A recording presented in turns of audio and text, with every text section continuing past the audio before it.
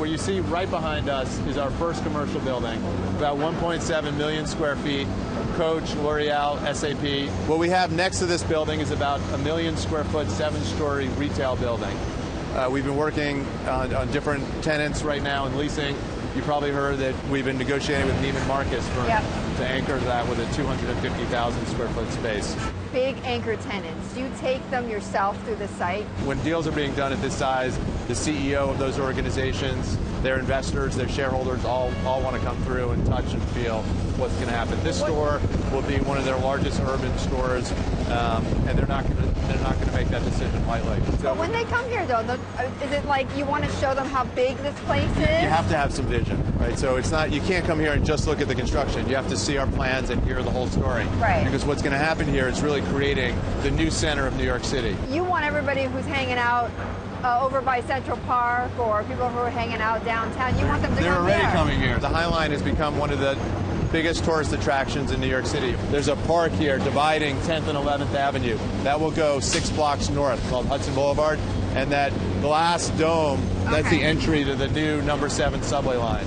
That number 7 subway line, it's 3 stops, 6 minutes to Grand Central Station. And so again, bringing kind of all the transportation infrastructure necessary for this to work. And that's why our commercial tenants and our retail tenants know that this is gonna happen. Essentially what you want is you want someone to be able to live here, work here, shop here, eat here, and have their entertainment here. They could basically live here in 6 blocks. With 18 million square feet, this is bigger than most downtowns in the United States. So absolutely, this is a live, work, play environment with all the parks. 50% of our land area, 28 acres, is public open space.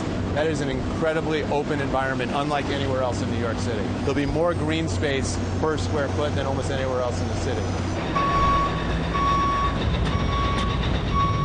Right where we're standing, and then all the way to the north, this will be our next commercial office building, roughly 2.6, 2.7 million square feet. This will be the 3rd tallest building in New York City with the highest outdoor observation deck.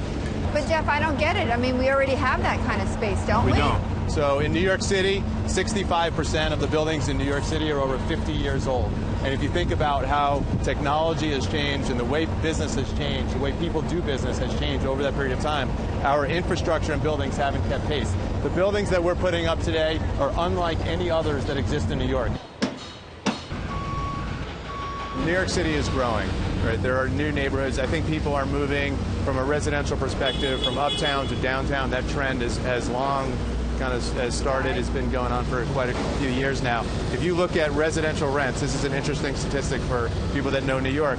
We get our highest rents in New York City in West Chelsea and in our new building right here. We get our lowest rents per square foot in New York City on the Upper East Side. So if you were to have told a New Yorker 10 years ago that you're going to get the highest rents in New York here in West Chelsea, they would say you're crazy. Don't you live on the Upper East Side? I'm moving here.